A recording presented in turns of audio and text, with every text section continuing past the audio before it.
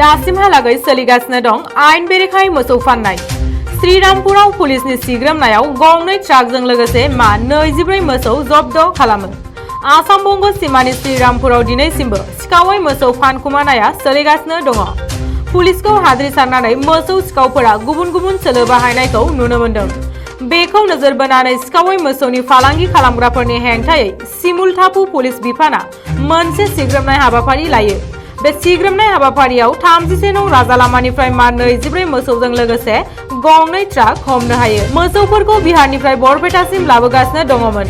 जब्द खालामनाय ट्राक गंनैनि नाम्बारा फारियै HR65A3986 आरो NLO 1AF1830।